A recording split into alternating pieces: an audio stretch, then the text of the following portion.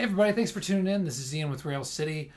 Don't forget to subscribe if you find this video helpful, and be sure and check out my channel for brand new home recorded indie rock from my band, Rail City. This is a guitar review and demo, so I'm going to talk about this guitar a little bit, but if you just want to hear how it sounds, just skip like halfway through the video and you should be right there. No worries, I do that all the time when I'm watching YouTube videos. Today we're going to be taking a look at an Ibanez Pro Line guitar from 1985. It's got a maple neck, and then we can see it has a nice kind of pearly pink finish here.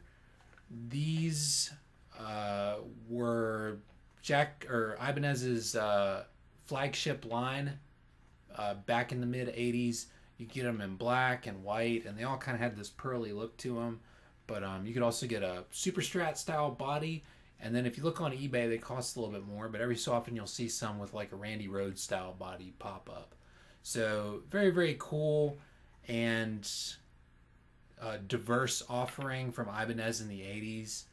And with this guitar, they really, in contrast to 99% of guitars you'll see out there, they really tried to reinvent the wheel. And we'll go through some subtle but very impactful things on this guitar that they really, really switched up and kind of broke the mold with when they were designing this to really be a guitar like no other. So what's really different on this guitar? Well, the first and most obvious thing that you probably noticed, and I would say the most avant-garde thing on this guitar, is the tremolo system. So we have a locking nut here, but unlike a Floyd Rose, we have a traditional nut, and then it locks right behind it. From my experience playing this, it locks just as well as having the locking mechanism here. Maybe there's some advantage that I don't know of for having this one way or the other, but I haven't found it. It's basically the same thing.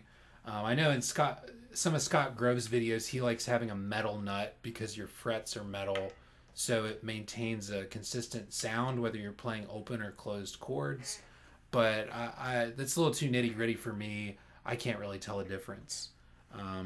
But the biggest... So that's different on this end. If we flip the guitar up to this end, we have what's called I think it's called a Pro Rockr, R-O-K-R or R-O-C-K-R, I can't remember which. But yeah, this is their attempt to totally scrap what Germany was doing with the Floyd Rose and make a Japanese designed and manufactured double locking tremolo system. Totally badass and totally ballsy.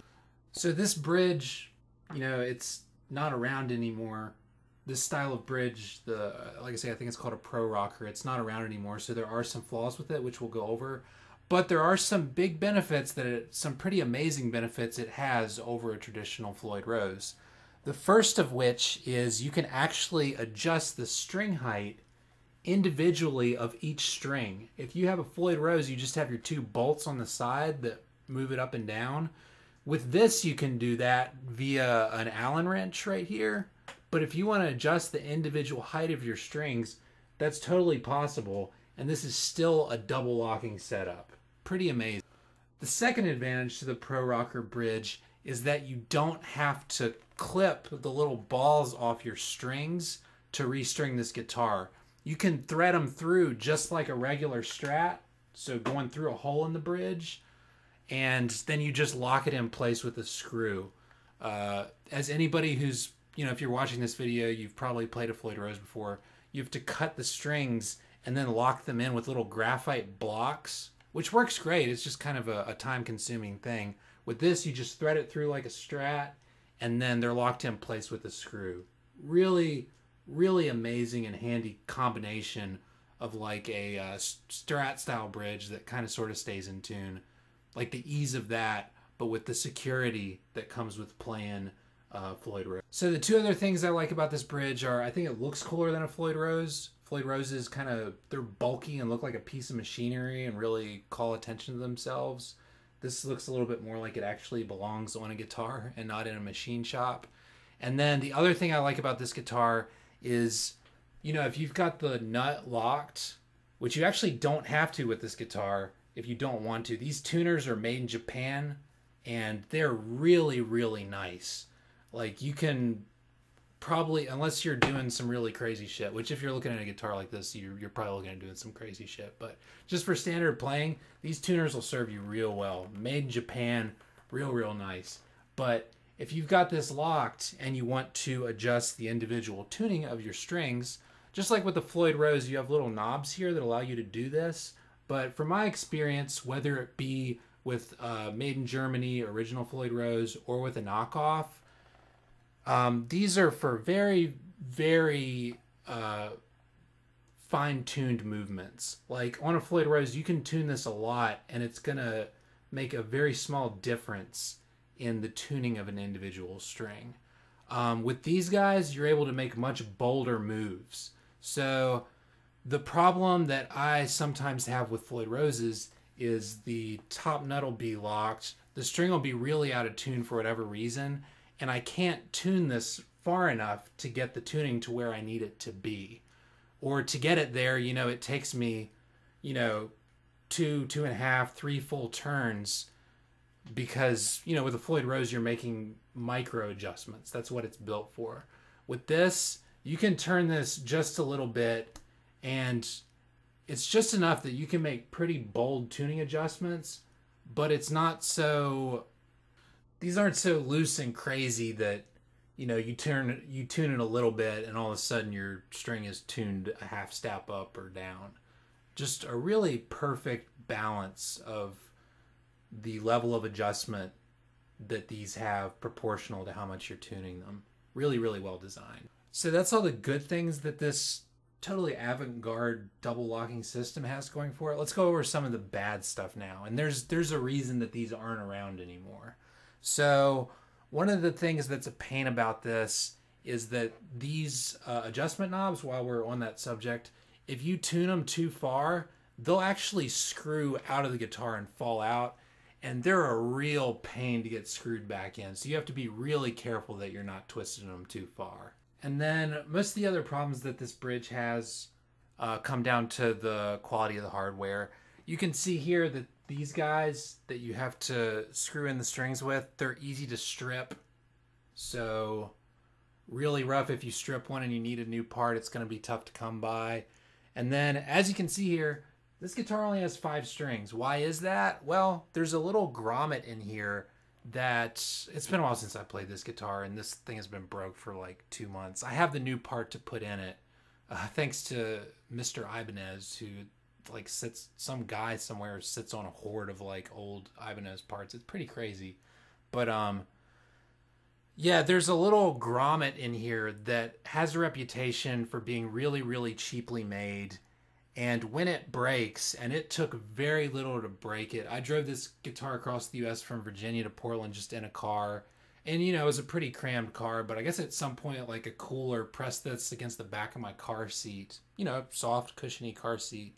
But it totally broke this thing off. And, yeah, I tried gluing it and all that good stuff, which, you know, I had a feeling was an exercise in futility. But, yeah, when it breaks, you need a new part. They're tough to come by. You will not find them on eBay. The only way to get the replacement grommet is through Mr. Ibanez. And even once you've got the part, it's a very intricate process to repair this. Hence why it's still broken for me. And then I can't really speak about this firsthand, but when I got this, the whammy bar was broken off. And you can see here, this is shattered. A new one isn't going on. So I would just assume, just like that grommet that rests inside, you know, there's one grommet for each of these strings. Just like those guys, the whammy bar component is probably pretty cheap and easy to break too. All right, so sorry for the long sloth through the description of the Tremolo system here, but it is unique to this guitar, and I don't think there's a comprehensive video about it on YouTube yet. So I wanted to make sure we covered that. And if you're planning on buying this guitar, that is gonna, it's not something you can ignore. Like it's pretty integral to the experience of this guitar. So it's something you're gonna wanna know about, and we just went over that. But another thing I wanted to cover was, this is really cool. The strap locks here, they look wicked as hell. I mean, they look like devil horns or something, but they're super functional in holding your strap in. So your strap is a slit, you know? So you just run the slit through the strap lock, then turn this, and it's locked in. So easy and so fun. And then I'm just going to flip this guy around to show you some cool shit real fast. We can see this has the black neck plate here. It says made in Japan. It has some rust on it. Totally badass. And then on the back here, we can see that this neck, you know, this guitar's been around since 1985. That's longer than I've been around. It's been played and loved and worn. And I got this guitar for $350. To be able to get a vintage guitar like this with the, you know, caliber of features that it has for $350, and it has that nice like mojo to it, that nice juju, is really amazing. The closest thing I have to this is a Jackson Custom Shop from 1987. Has that same like smooth, well-worn neck that you just, you know, you can't get it on a new guitar. You need something from the 80s usually.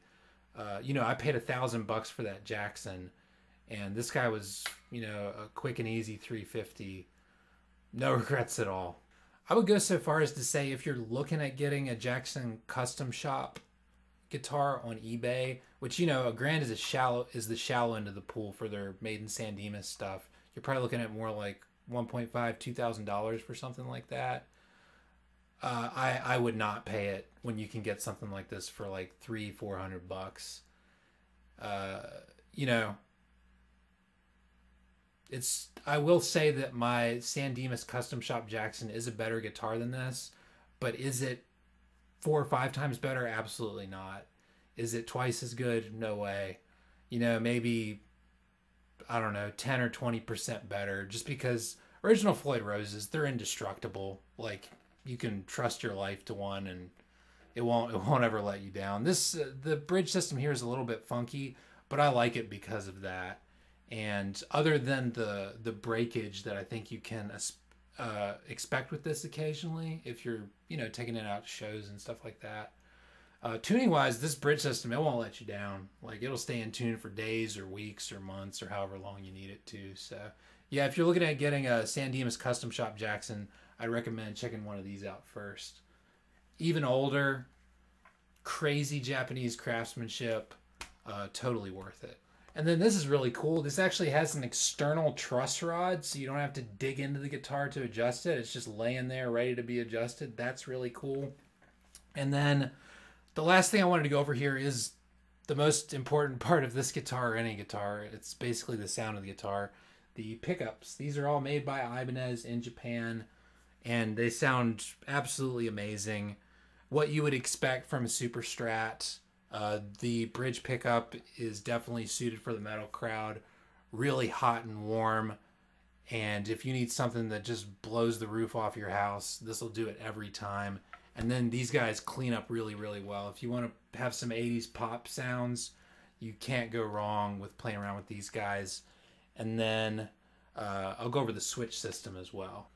So the way the switch system here works, and once again, the only other guitar I've ever seen with this type of switch system, this isn't to say there aren't others out there, because I certainly have a finite knowledge of guitars, but the only other guitar I've played or seen with this type of switch system is my San Dimas Jackson. So very, very cool boutique style switch system here. This is just an on-off for each pickup. So if these are all flipped, I think it's down. Sorry, I haven't played this guitar in a while. I'm going to fire it up pretty soon. I think when these are all down, the pickups are all off, and then you flip them up to turn them on, which is really, really cool, because this not being a coil split switch really increases the versatility of this guitar and really allows it to have any combination of pickups that you could possibly want. If you just want your neck pickup on, boom, there it is. Bridge pickup is out of the game. If you want the bridge pickup in now to give you a Telecaster sound with these 2 pickups, you can totally do that. If you want all 3 pickups on, like no Strat will do, so boom, boom, boom, you can do that. Just flip all 3 switches up. And then this guy, this is a coil split right here on the tone knob. So it looks kind of ugly from the side because of how much higher it is than the volume knob. But yeah, you press this baby and it goes in and out of humbucking mode. So if you want this to sound like a Strat, great. If you want it to squeal like a hair metal monstrosity from Venus, then Boom, boom, boom. There's your switch.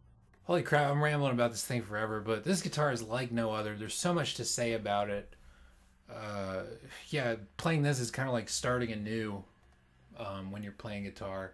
I did want to say, as you would expect from Japanese craftsmanship, the neck is absolutely flawless, completely smooth and predictable all the way down. I don't know if the action, like I said, it's been a while since I've played this. I can't remember the extent to which I put work into adjusting it, but the action can go really, really low, as low as you could want it. That's great. Check that out. But then I did want to mention the body dings really easy. You can see all around here it's pretty pinged up, especially on the back, and that's really easy to do. And then what was the one other thing I wanted to mention before I stopped rambling? Oh yeah, this is really weird, and somebody probably knows, somebody who knows more about guitars than I do probably knows why this is. But the strings on this guitar are really hard to bend. And I do not know why. It's inexplicable. This is the only guitar other than an acoustic that I've ever played that's like that. But these strings, they're almost as tough as like an acoustic to bend. Like, yeah, I had this on the road across the US and was just playing it unplugged in a hotel room, in hotel rooms, just for kicks, I guess, and to keep myself sane. But I got back and, got my other guitars shipped in and played my Jackson. And, I can bend that thing 3 times as far as on this one, and I don't know why. And, yeah, I have turmeric all over my hands, so check that out. And then one last thing that I wanted to cover here, and I forgot about it until the very end, is the jack here. This is some sort of, maybe it's on other guitars I've never seen before. It's some sort of locking jack. When you put your cable in, it really latches onto it and holds it in there. So you don't even really need to do the trick where you run the cord through the strap and stick it in to secure it. Yeah, when you stick the cord in there, you really have to pull on it to get it out. It's not so tight that it gets stuck or anything like that, but it's definitely tight enough that I would personally feel secure just plugging in on stage without doing the strap trick. Really, really cool piece of engineering. Now let's see how this guy sounds, the moment you've been waiting for forever. I'm playing through a Mesa Express 550 with Ruby tubes in it. It's being mic'd with a Sennheiser E609 dynamic microphone, and the preamp is a Tascam US 1608 solid state preamp. So there's your signal chain. Let's do it.